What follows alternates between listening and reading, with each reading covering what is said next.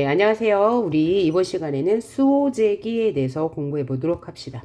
자, 일단 제목이 수오제기, 기는 기록할 기자고요. 수오는 뭐냐면 오는 나 오자예요. 수, 지킬 수자예요. 그래서 나를 지키는 제는 집이거든요. 집에 대한 이야기고요. 정약용이라는 작가가 썼습니다. 얘는 이 기가 한문소설, 한문수필의 한 갈래예요. 한문수필은 이제 기도 있고 설도 있는데 큰 차이는 없어요. 어쨌든 이 기라는 것이 무슨 갈래냐? 교술갈래라는 것이 중요합니다. 교술갈래. 자, 우리는 문학을 네 갈래로 나눌 수 있는데 교술갈래가 있고 서정갈래가 있죠. 그 다음에 또 무슨 갈래가 있습니까? 서사갈래가 있네요. 그 다음에 극갈래가 있죠. 자, 이 네 가지 갈래 중에서 교술갈래 해당합니다. 교술갈래라는 것은 필자의 경험을 토대로 뭔가 깨달음을 얻어서 이 자신의 경험과 깨달음을 통해서 독자에게 교훈을 전달하고자 쓴 문학의 갈래라고 할 수 있지요. 그래서 이 수필의 특징은 누구나 자유롭게 쓸 수 있고 소재도 다양해요. 그래서 신변잡기적 글이다. 자신의 주변에서 일어날 수 있는 모든 소재가 이 글감이 될 수 있다는 거죠. 그러면 이 교술갈래는 서사갈래인 소설과 어떻게 다릅니까? 소설은 만약에 작품 속에 나가 나오더라도 이 나는 허구적인 나예요. 그러니까 허구적인 나로서 뭐라고 말해요? 서술자라고 말합니다. 이제 작가가 꾸며낸 작가의 대리인이잖아요. 하지만 교술갈래에 등장하는 나는 작가와 일치하는 거죠. 작가의 경험을 직접 전달하는 글이니까요. 요거 이제 헷갈리지 않으면 되고요. 그 다음에 우리가 아는 교술갈래의 하위 항목엔 뭐가 있을까요? 자, 고려시대 때의 가전체도 교술갈래에 속해요. 그 다음에 경기체가 고려시대의 고려가요인 경기체가 또 교술갈래에 속하고 또 고전수필 우리가 지금 배울 거. 그 다음에 근대 수필. 우리가 알고 있는 편지글이나 일기 이런 게 다 교술갈래에 속한다는 것. 그래서 이제 갈래별 특징에 대해서 한 문제 정도 나올 수 있으니까 언급한 거고요. 그러면 작품으로 들어가 볼게요. 자, 이 작품은 이제 한문수필기라는 장르인데 내용이 굉장히 짧죠. 하지만 여러분이 조금 학습 분량이 많고 어렵다 싶을 수 있어요. 왜냐하면 이 소재기 안에 작품 안에 내용이 뭐냐면 자를 성찰하는 코드가 있고요. 또 하나는 자를 분리해서 보고 있어요. 자를 두 가지로 분리하는데 현상으로 존재하는 나, 이 현상적 자죠. 이 현상적 자를 반성해서 뭔가 더 좋은 자, 그러니까 긍정적인 자와의 이 구분점을 보여줘요. 그래서 그 긍정적인 자를 뭐라고 하냐? 본질적 자라고도 하고요. 자신의 원래 내면적 자겠죠. 그 다음에 다른 말로는 내가 이상적으로 생각하는 자이기 때문에 이상적 자라고도 하고요. 내면에 존재하는 자이기 때문에 내면적 자라고도 합니다. 반면에 현상적 자는 필자가 부정적으로 여기는 자예요. 그래서 이를 통해 이를 반성하고 더 나은 본질적 자가 되기를 원하잖아요. 그래서 현상적 자는 다른 말로 부정적 자라고 해요. 그러면 본질적 자는 이상적 자 했네요. 긍정적 자라고도 할 수 있는 거죠. 그래서 이 두 자를 분리해서 봐야 합니다. 그러면 문제는 어떻게 나와요? 단순히 이 소재기 작품 하나만을 물어보지 않고 이와 연관된 거. 그러니까 이 자아를 분리하는 작품에 선지를 주고 어떤 자아가 이 수필, 수호제기의 자아와 일치하냐, 그렇지 않느냐를 묻는 문제가 나오는데, 이때 비교되는 문제는 다 이제 현대시로 나오게 돼요. 현대시 중에서 뭐가 있냐? 뭐 윤동주의 작품은 자성찰의 작품이 많으니까, 그죠? 윤동주의 뭐 쉽게 쓰여진 시라던가, 아니면 또 다른 길이라던가, 뭐 참회록이라던가, 이제 여러 가지 시가 있고요. 그 다음에 이상의 거울이라는 작품도 자분열이 일어나는 뭐 그런 작품들 있고요. 그 다음에 어느 날 고궁을 나오면서라는 시가 있어요. 이 시도 뭐야? 자성찰이라는 코드에서 함께 연관해서 출제가 될 수 있고, 또 하나는 자성찰 코드로서 이왕의 도산 12곡이라는 작품이 있어요. 그 작품 10수에 나오는 것과 비교할 수 있습니다. 그래서 이 작품 먼저 보고 그 작품들 살펴보면서 대표 문제 함께 살펴보도록 할게요. 자, 내용을 보면 봐요. 기, 승, 전, 결로 이야기가 전개되어 있어요. 그래서 이 이야기의 구조는 기승전결의 방식을 취하고 있다.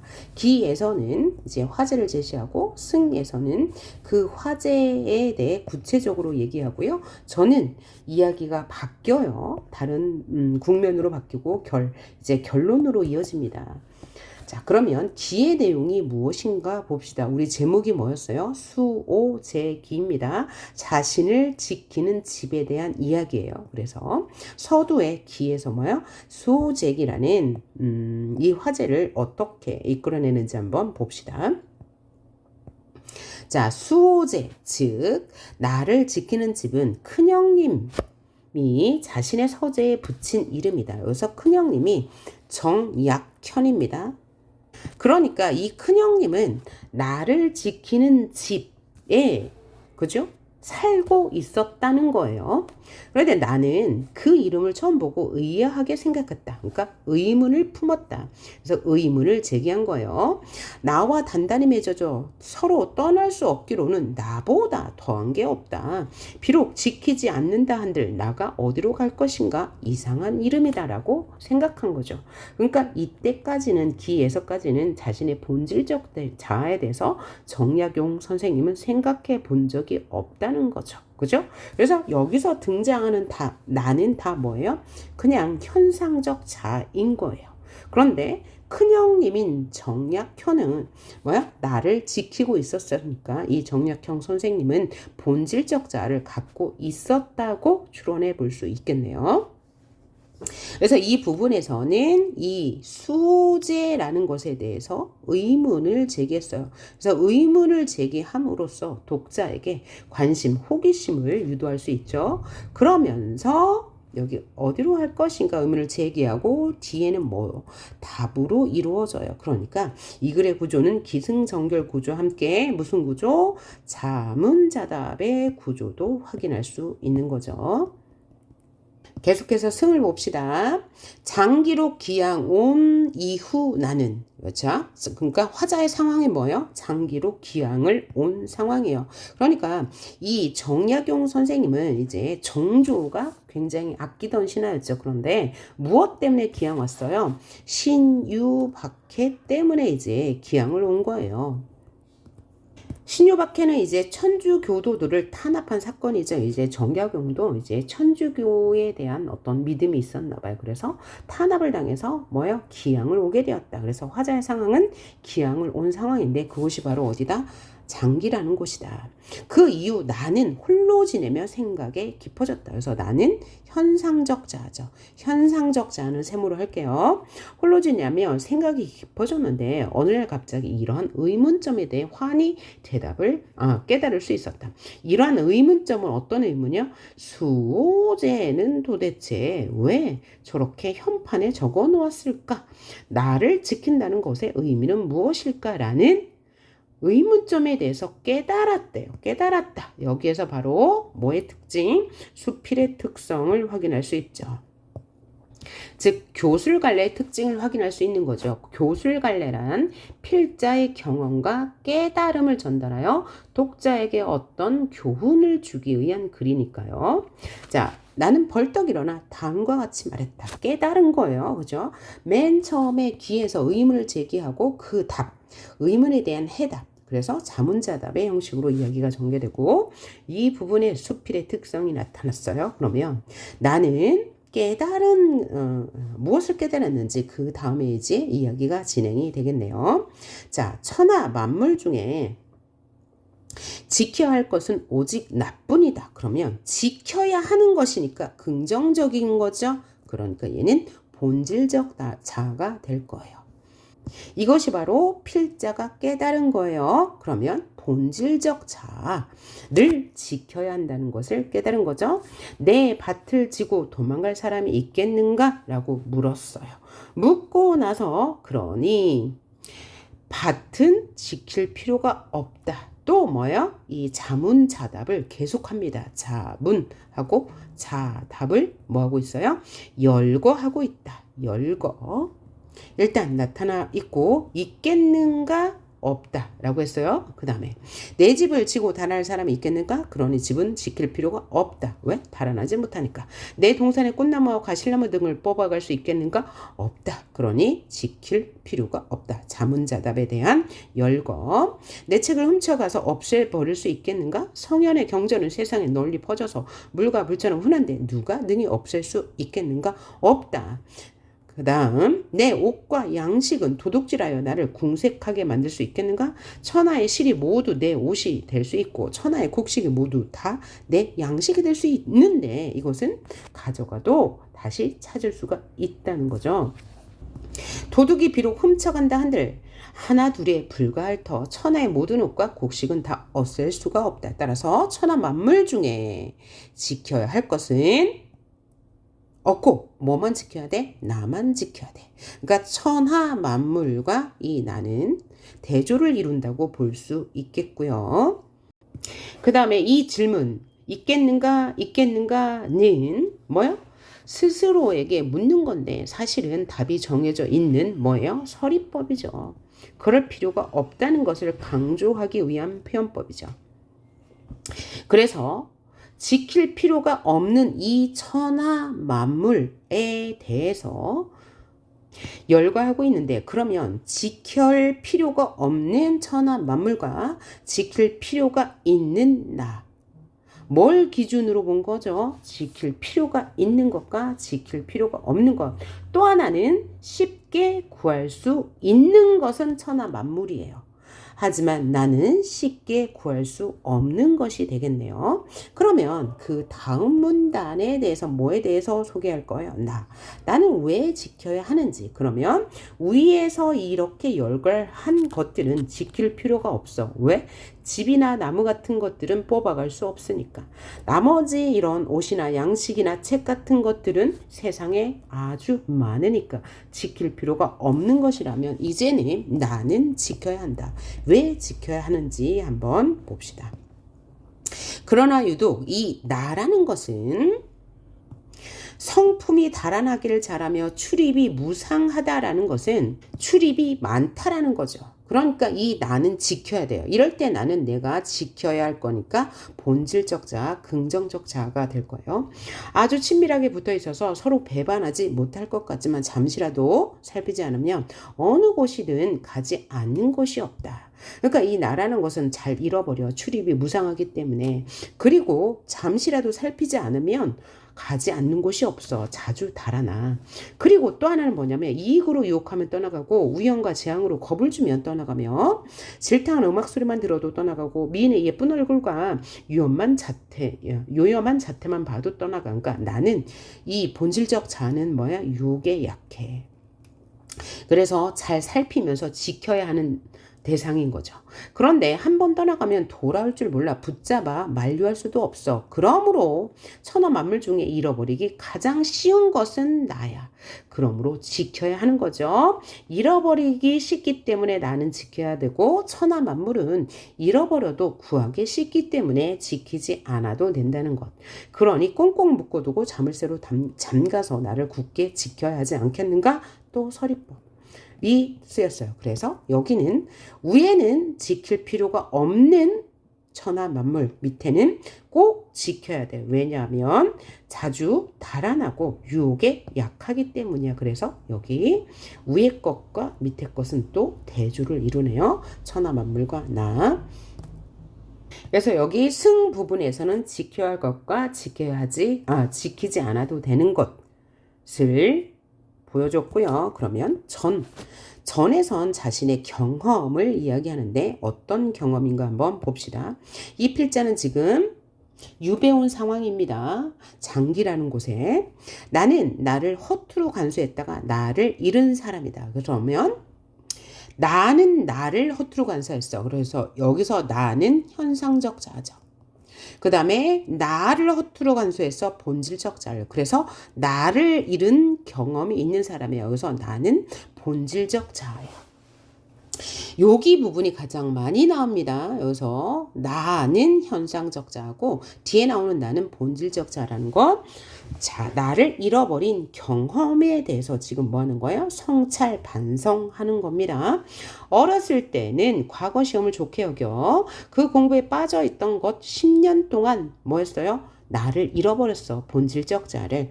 마침내 조정에 벼슬아치가 되었어. 입신양명해서 사모관대 비단 도포를 입고 백주도를 미친 듯 바쁘게 돌아다니면 그 벼슬살이를 12년간이나 했어. 라는 거죠. 그러니까 22년간 본질적 자아를 잊고 살았어. 그죠? 그러다가 갑자기 상황이 바뀌었다는 것은 장기에 지금 유배 온 거죠. 친척을 버리고 고향을 떠나 한강을 건너고 문경세제를 넘어 아닥한 바닷가 대나무 숲이 있는 곳. 여기가 바로 유배지인 장기인 거죠.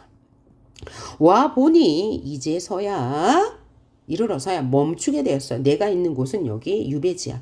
이때 나도 땀을 흘리고 숨을 몰아쉬며 허둥지둥 내 발꿈치를 쫓아 함께 이곳으로 오게 되었다. 그러면 여기 따라온 나는 누구예요? 본질적 자아죠. 실제로 온 것은 현상 자신의 육체고요. 그래서 나는 나에게 말했다. 자, 그러면 이 그러니까 현상적 자아가 본질적 자아에게 말하는 건지 아니면 본질적 자아가 현상적 자아에게 말한 건지 한번 봅시다. 그리고 내가 나에게 스스로 말을 건넨 거니까 뭐 하는 거예요? 성찰하는 겁니다. 성찰. 스스로 이 유배지에 와서 생각해 봤어요. 이럴 때 내가 나에게 말했어요. 여기서 답을 말하자면 나는 현상적 자아고요. 말을 건넨 게 바로 뭐예요? 본질적 자아, 이상적 자아겠죠. 어떻게 말했냐? 자, 너는 무엇 때문에 여기 왔는가? 여기 이제 말을 건넨 대상이니까 여기는 긍정적 자아, 이상적 자아가 될 거예요. 본질적 자아.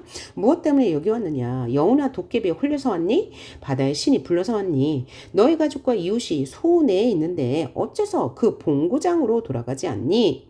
그러나 여기서 나는 이상적 자아가 될 거예요. 나는 멍하니 꼼짝도 않고 돌아갈 줄을 몰랐다. 그 안색을 보니 마치 얽매인 게 있어서 돌아가려 해도 돌아갈 수 없는 듯 했다. 그래서 나를 붙잡아 두게 되었다. 이게 뭐죠? 자신이 이 본질적 자아를 잊고 산 경험에 대해서 말하고 있고요. 그 다음에 질문을 했죠. 너 왜 여기 왔니? 라고 말하고요. 그러면서 내가 이렇게 머물게 되었어. 그래서 답을 했어요. 그래서 계속 자문자답이 이어지고 있네요. 그래서 나를 잃어버렸던 과거를 반성하는 그런 전 부분이 되겠는데, 자, 이 부분에서 이황의 도산 12곡을 한번 연계해서 생각해 봅시다. 이것을 의외로 학생들이 많이 틀려서 이 부분만 한 번 더 이제 강조하려고 써봤습니다. 도산 12곡 중에 10수인데요. 당시에 려던 길을 몇 해를 버려두고 어디가 다니다가 이제와 돌아온 곳 이제라도 돌아왔으니 연대의 마음 마루리. 그럴 때 지금 이황이 도산 12곡을 쓰는 상황이 뭐냐면 벼슬길에서 이제 물러났어요. 은퇴를 하고 어디로 왔냐? 도산 서원에 온 거죠. 그래서 이제 앞으로의 각오를 다지는 연시조예요. 그 중에서 10수인데 당시에 여던 길을 몇 해를 버려두고서 어디가 다니다가 어디에 이제야 돌아왔어. 여기 도산서원에. 그러니까 당시에 여던 길, 당시에 지나던 길은 화자가 가고 싶었던 길인데 몇 해를 버려두고 나서 이제와 돌아왔어. 그러니까 당시에 여던 길은 화자가 긍정적으로 생각하던 길이에요. 어떤 길이냐면 학문을 수양하던 길입니다. 그러니까 이왕은 이 진정한 학문은 벼슬길에 오르기 위해서 하는 학문이 아니고 자신을 수양하기 위해서 하는 학문이에요. 그래서 학문 수양하던 길을 버려두고서 어디다가 다녔대요. 그러니까 어디 다닌 길은 어디냐면 벼슬길을 헤매고 돌아다닌 거예요. 그래서 여기서 벼슬길은 부정적인 의미로 쓰인 거죠. 어디다 다닌 길은 벼슬길입니다. 다니다가 이제 와서 어디에 돌아왔어요? 도산서원에 돌아왔어. 그러니까 이제라도 돌아왔으니 연대 마음 말으리 그랬어요. 그럼 연대는 뭐야? 다른 데에 마음 쓰지 않겠다. 그럼 다른 데는 뭐야? 어디 돌아다니던 길 바로 벼슬길을 말합니다. 여기서 지금 자아 성찰의 코드가 들어있죠. 여기 나는 나에게 말했다. 자아 성찰의 코드가 일단 같고요. 1번.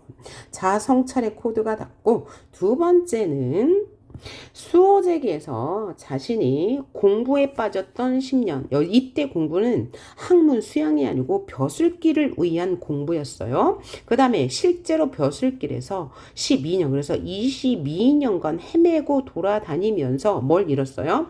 본질적인 자아. 나를 잃어버린 시간이잖아요. 그럼 여기서 내가 잃어버린 본질적 자아를 잃어버린 시간이 여기에서는 연대 마음을 쓴 시간이라는 거예요. 오케이? 요거를 이해하셔야 됩니다.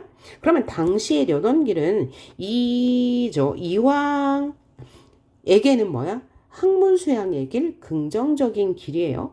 여기가 부정적인, 그러니까 부정적인 것과 여기에서 벼슬길에 돌아다니던 것이 이제 대응이 되는 거예요. 이해하셨나요? 예, 그 다음. 자, 전에서 한 문장 빼먹었네요. 이 무렵 내 둘째 형님 또한, 자, 아까 철째 형님이 누구였어요? 정약현 형님은, 큰형은 자신을 지켰어요. 하지만 둘째 형님은 못 지켰나 봐요. 이 무렵 내 둘째 형님 또한 그 나를 잃고, 그럼 뭐야? 본질적인 자아를 잃었다고 한 거니까 뒤에 서술어가 잃었으니까 여기서 나는 긍정적 자입니다. 남해의 섬으로 가셨는데 유배 갔습니다. 역시 나를 붙잡아. 여기서 나는 뭐야? 붙잡은 거니까 긍정적 자예요. 여기서도 긍정적. 자, 함께 그곳에 머무르게 되었다.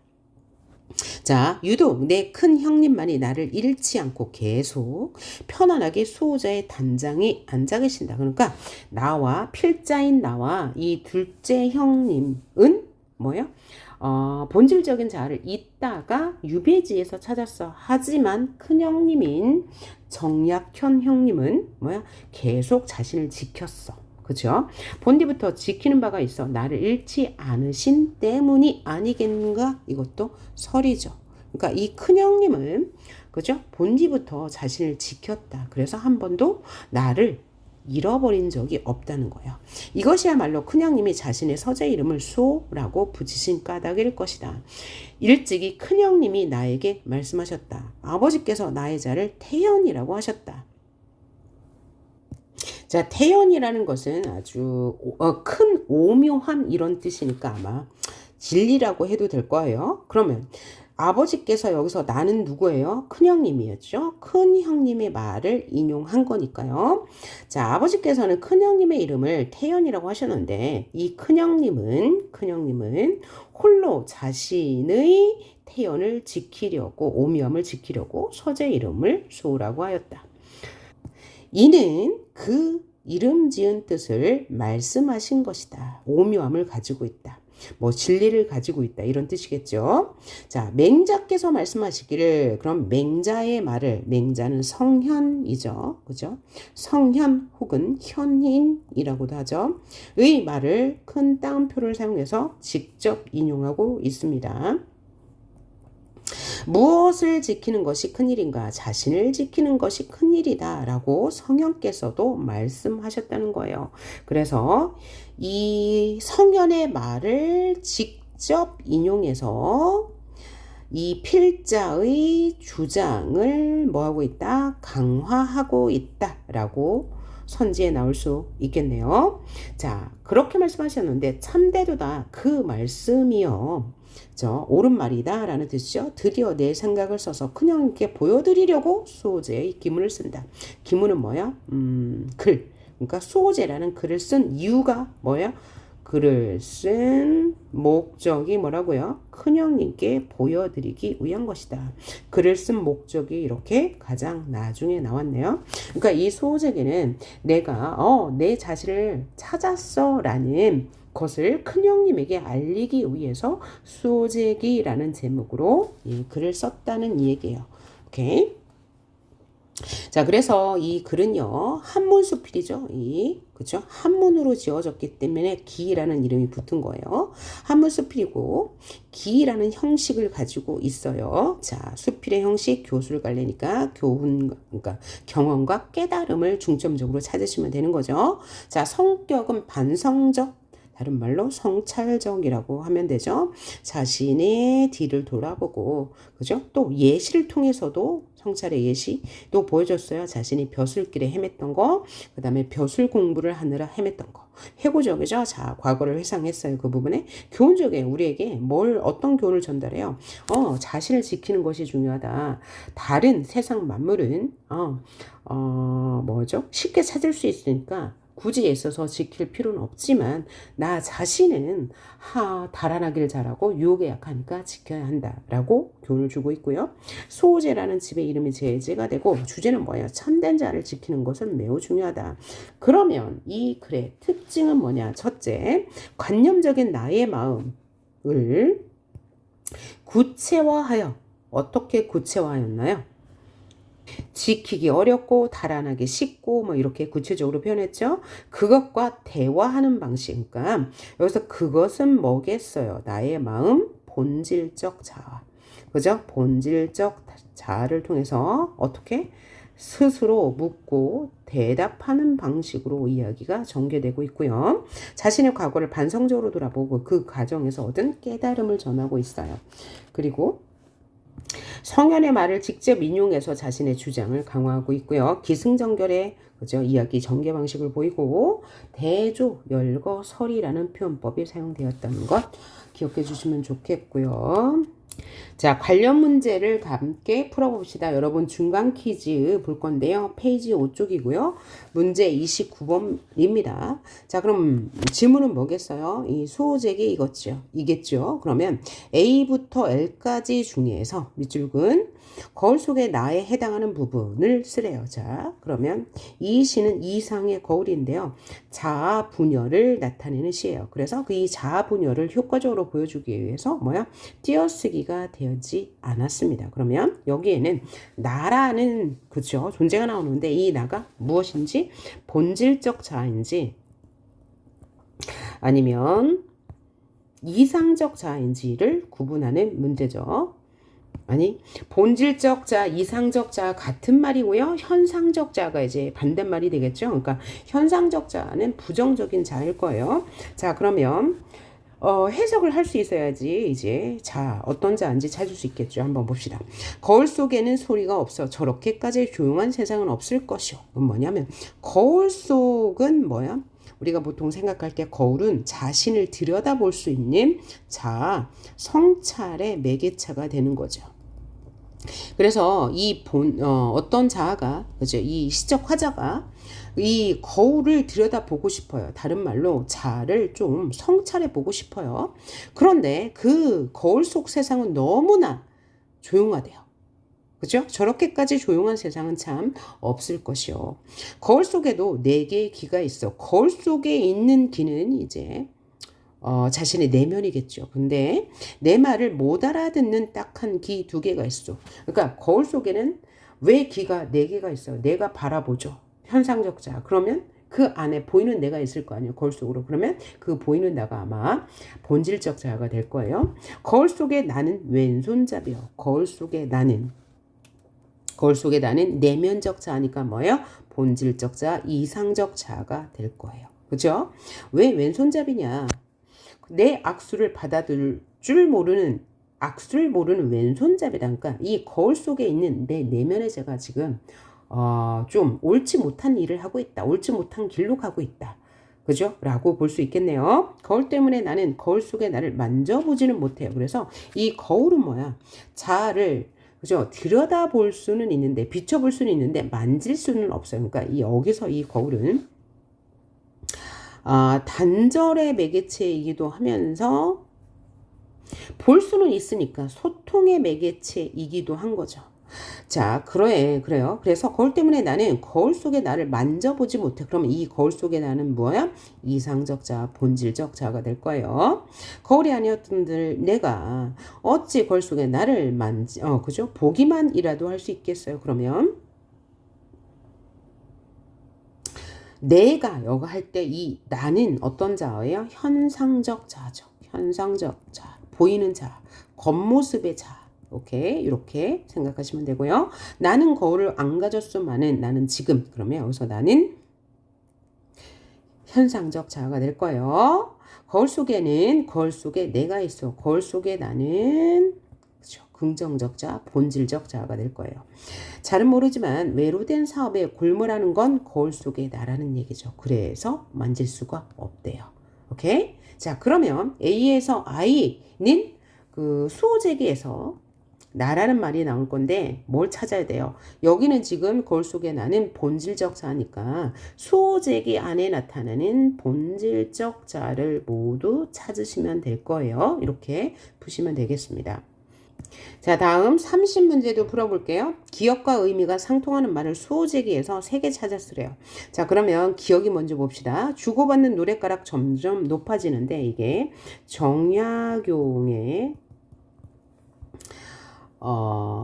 시조 중에 한 시 중에 뭐냐면 탐액행이라는 시예요. 한번 봅시다.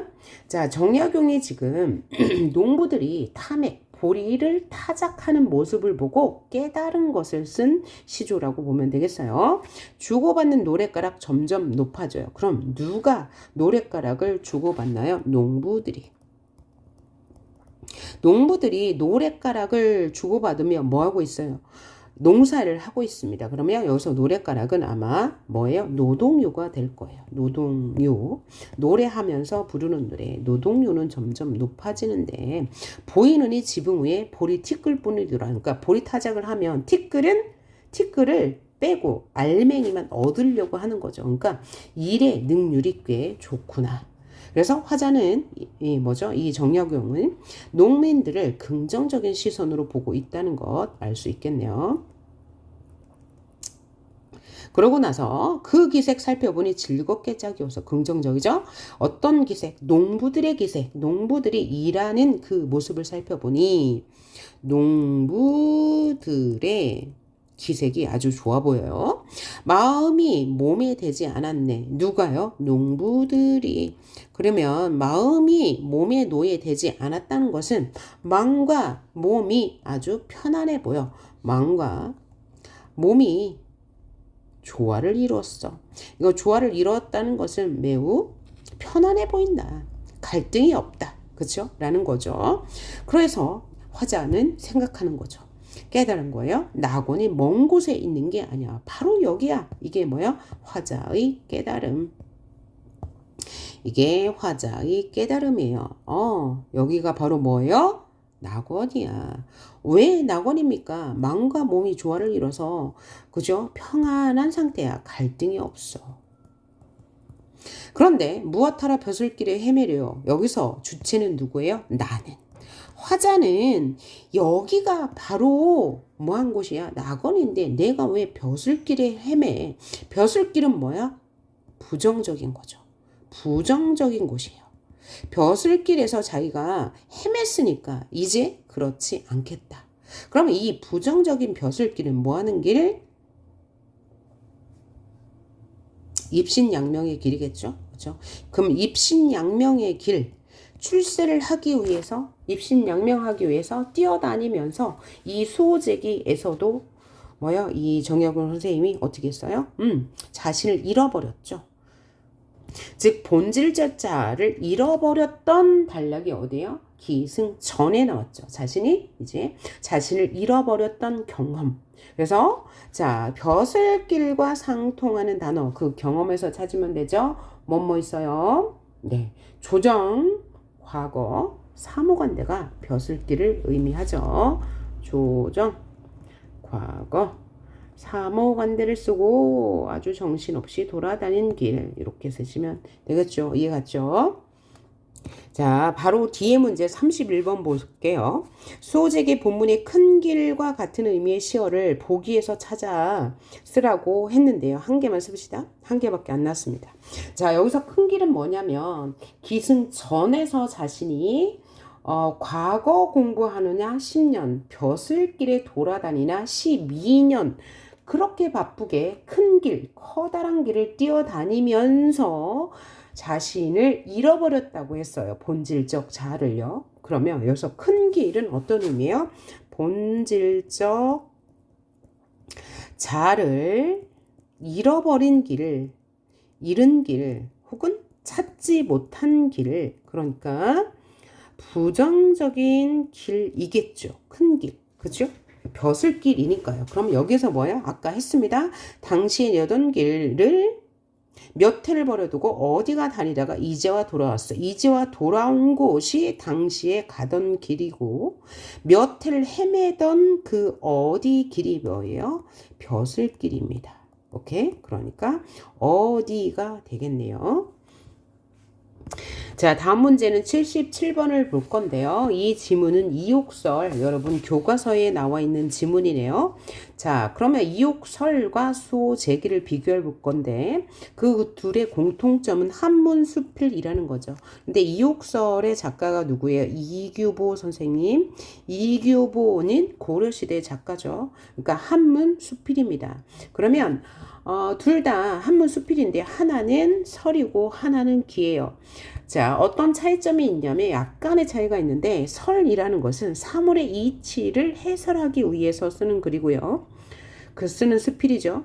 그 다음에 수제기는 역시 수필이란 면은 같지만 사물을 관찰하고 그것을 기록하여 잊지 않기 위해 쓰는 글이란 점에서 달라요. 목적이 조금 다르죠. 그런데 이것을 구분하는 문제는 나오진 않고요.